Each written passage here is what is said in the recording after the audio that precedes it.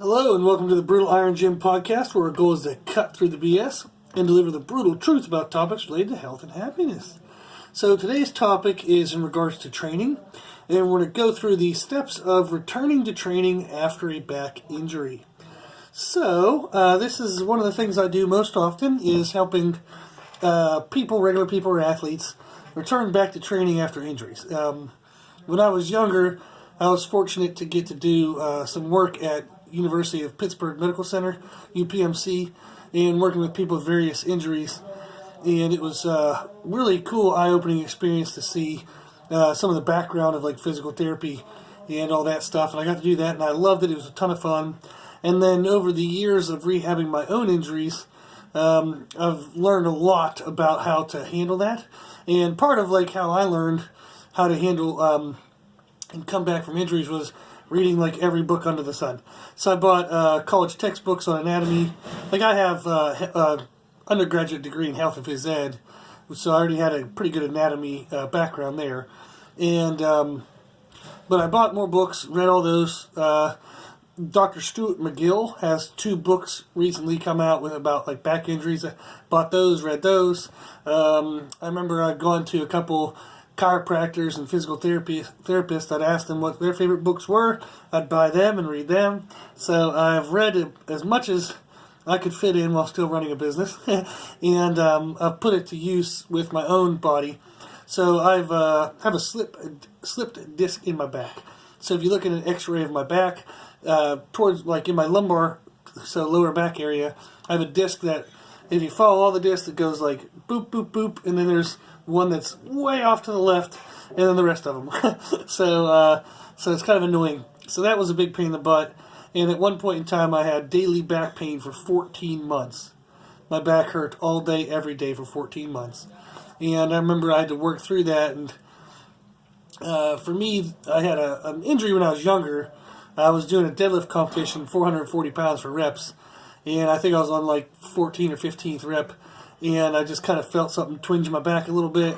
And this is when I was still young and kind of didn't understand good form. Like I understood decent form to be able to deadlift 440 pounds for in the teen reps. So I wasn't that weak. But just kind of didn't pay attention to my form much. I was trying to win that competition, or at least do well. And just slipped a disc in my back, and it kind of became a problem. Then I didn't really treat it well. I kind of was stubborn and tried to work around it all the time, and then work through it sometimes, which was so dumb. And then it just kind of got worse and worse, and I had that period where my back hurt for 14 months every single day.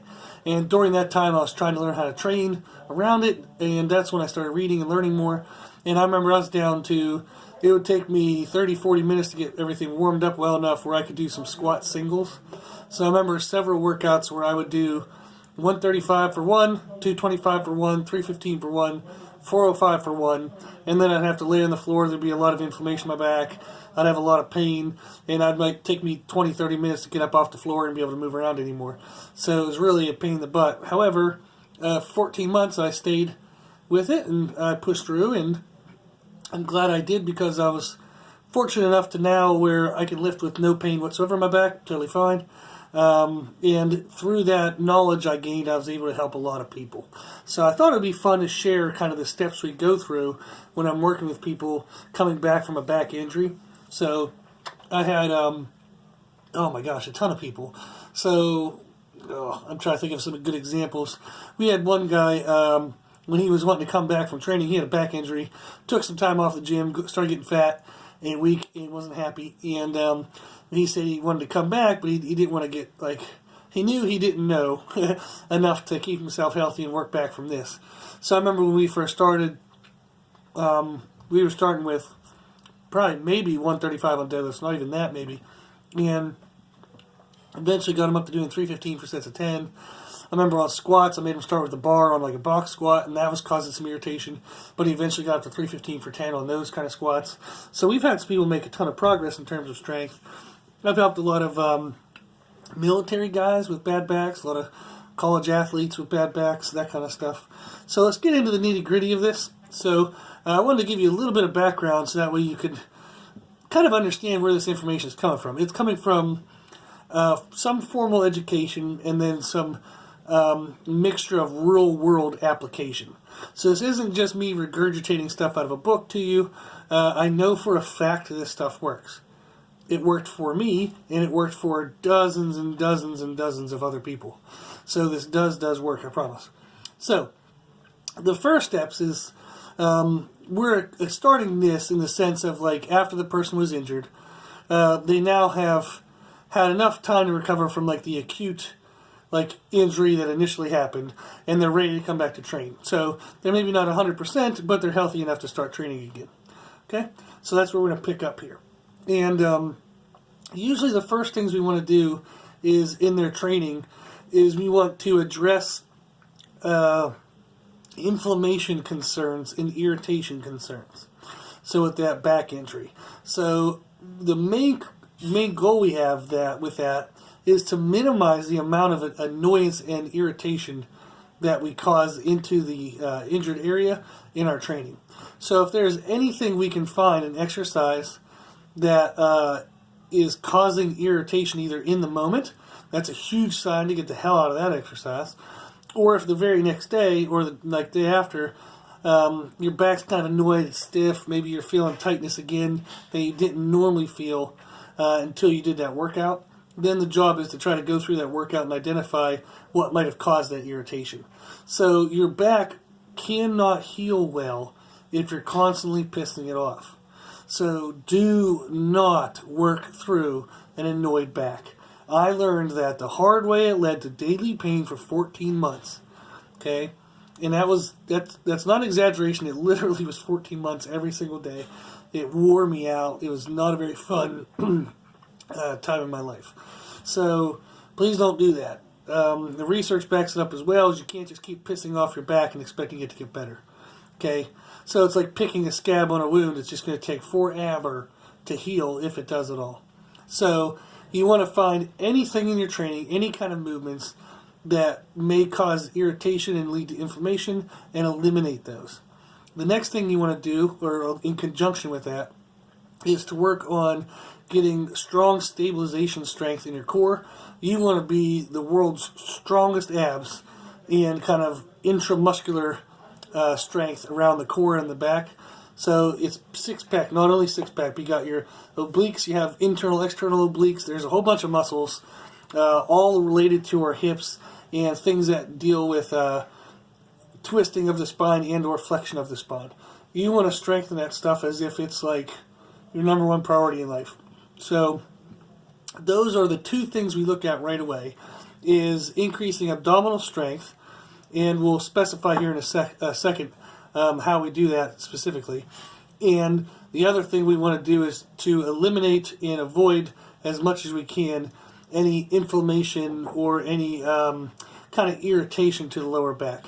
So we have to make sure that we're very, very, very, very, very kind to our back during our training, and recognize that being quote-unquote tough and being a hard ass isn't going to lead to anything productive. Okay? So it's like if you broke your femur, you broke your leg, you can't just be a hard ass the next day and go run a marathon. It's not going to work. So you have to recognize that it's more important that you be smart. And it's actually harder, mental toughness-wise, to take the small, appropriate steps to get yourself better and stronger. It's harder to do that than it is to just try to hammer away at your old way of doing things. So be mentally tough, be mentally strong enough to learn new ways, rather than thinking you're mentally tough by just slamming away at the same stupid crap that got you injured, maybe. Okay?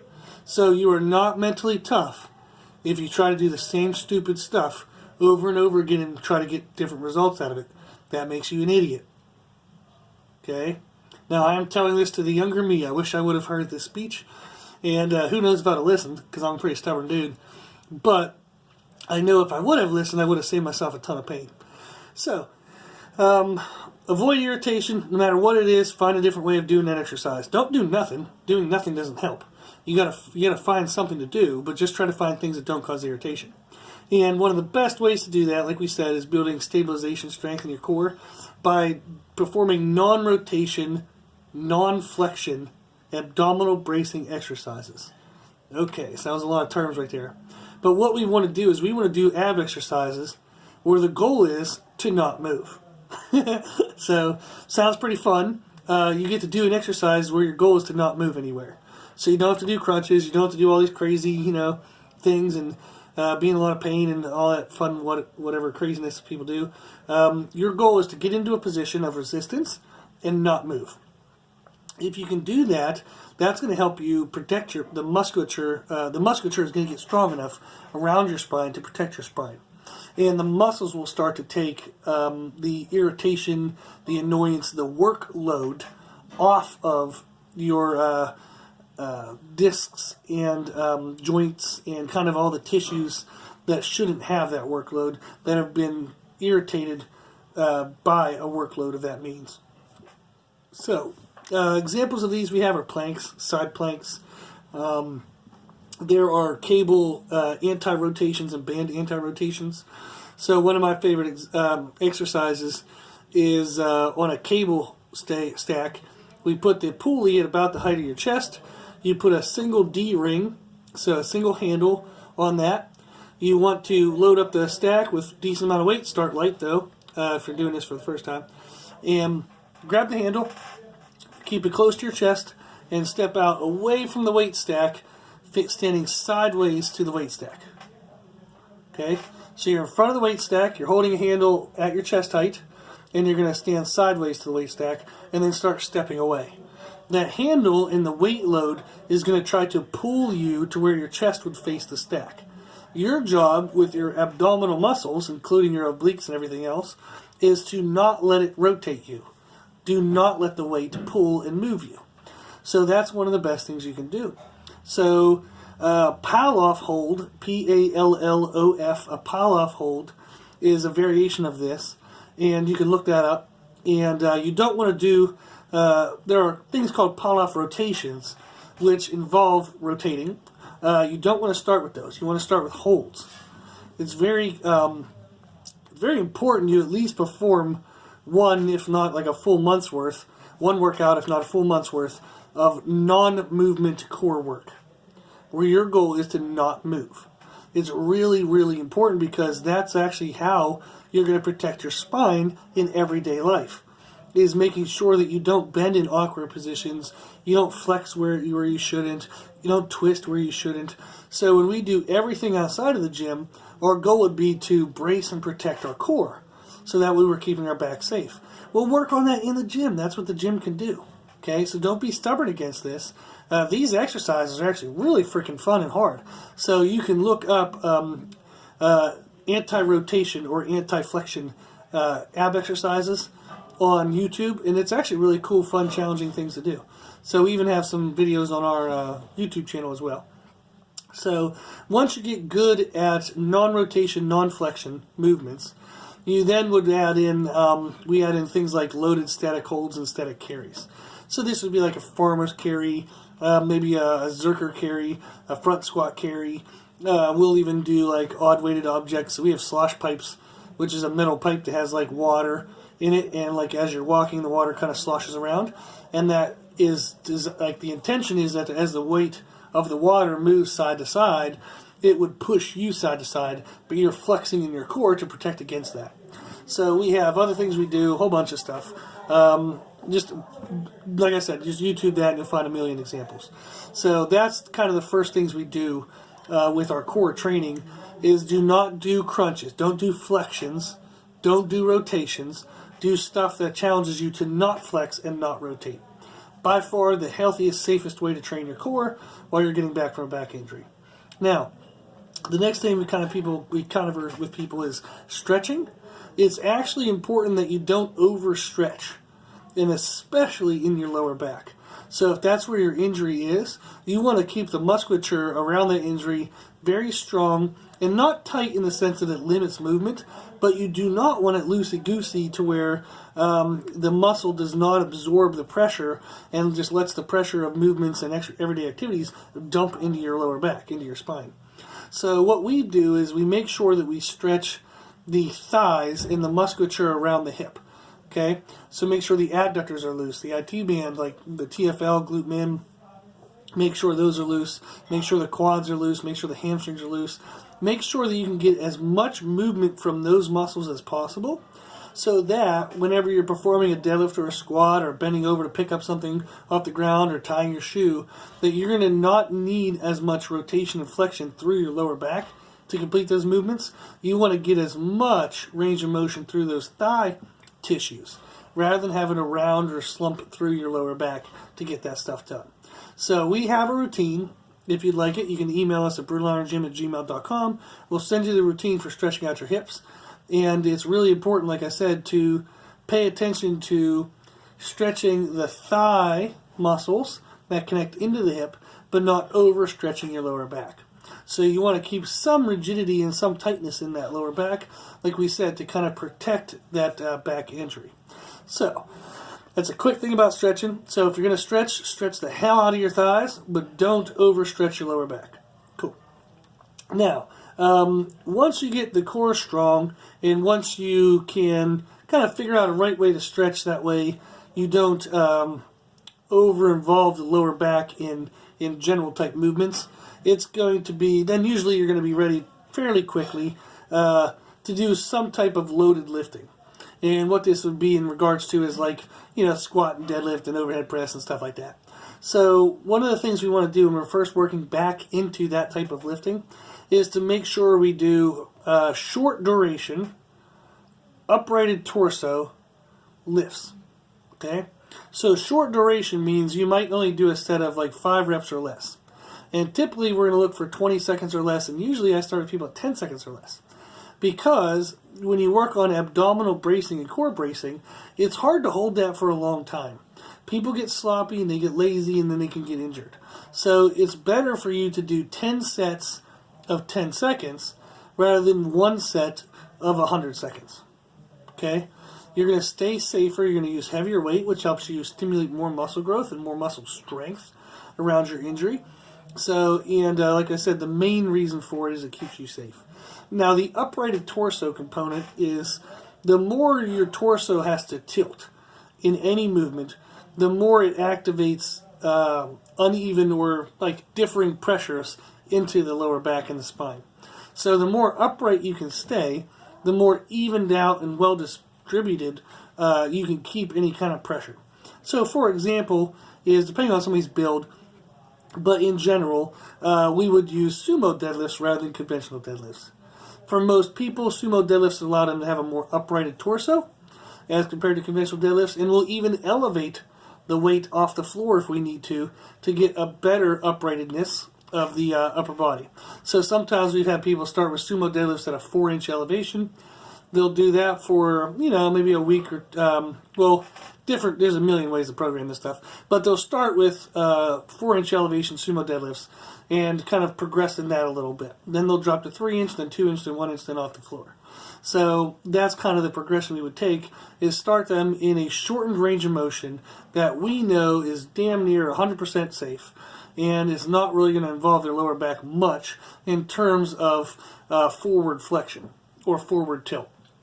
We're going to try to keep them as upright as we can. Then with squatting, for example, we're going to do a high bar squat versus a low bar squat. And often we'll use a box or something to control depth. So we might actually start above parallel for squats just to get the person loaded and get them used to moving and bracing again. And then say we start with them 2 inches above parallel, we then move to 1 inch, then parallel. So something like that. So in the sense of where you start with a shortened range of motion that they can stay perfect condition in. So perfect shape, perfect technique. And then as they get strong there, you increase the challenge in the range of motion ever so slightly, and enough that they can feel tested by it, but not break form and have like those small irritations into it. So that's something that universal theme that we started with was do not do stuff that irritates your back. That applies for the rest of your life now if you have a back injury. So when you're doing all those ab exercises, if there's anything that causes irritation, skip that. Find an alternative. If you're doing deadlifts and squats again, and there's something that causes irritation, skip that and find an alternative. Now, the challenge can be if somebody doesn't have a large mental library of exercises, it can be hard to figure out what's the right thing to do. That's where you got people like me, so trainers and people who have educated physical therapists, maybe if they're experienced with lifting weights. Go ask, go find out information, okay? So if every time you deadlift your back hurts, stop deadlifting the same damn way. There's a million ways to deadlift. Go talk to somebody who knows them and find the variation that works right for you, okay? And with those short duration uprated torso heavy lifts, we also try to use accommodated resistance if we can. And what that is like putting bands and chains on the weight. So the benefits of bands and chains, and I specifically prefer bands over chains when somebody's getting back into an injury, because chains have some variance when they hit the ground by link by link by link. There's a little bit of small like vibrations that we don't necessarily need at this time. So using bands is typically better because it's a more consistent pressure. And the reason why it's helpful to use those is as you get to the bottom of a squat and a deadlift, your lower back is going to be most tested. And that's actually when bands are the least amount of pressure on you. And then as you were to stand up in those lifts, your torso is going to get more to a straightened position and a safer, stronger position. And that's actually when the bands add weight. So instead of having your lift limited by your weakest position, which would be the bottom, you can have the lift change in its resistance. It can be lighter at the bottom, but heavier at the top, so it can challenge you more when you're in a stronger position. So rather than you putting in 100% at the bottom of the lift, but only 70% at the top, you can put bands on to where it's 100% the whole way through. That's going to be way more efficient way of training. It's going to get you way faster, way stronger. It's going to get you stronger faster, sorry. But I do that all the time, every time I possibly can, with any client I work with. Now, in our gym, we have a ton of capacity for bands. We have 3 full sets of bands in a 3,000 square foot gym. So we use bands a lot. However, when I've trained with people online and clients who don't train here, it becomes a little more need for creativity to make bands work, but it is possible. Okay, so we'll carry some... I'll have them get a friend, because they're usually not healthy enough actually, to get a dumbbells, some heavy dumbbells over by the squat rack, and maybe they can anchor off the dumbbells.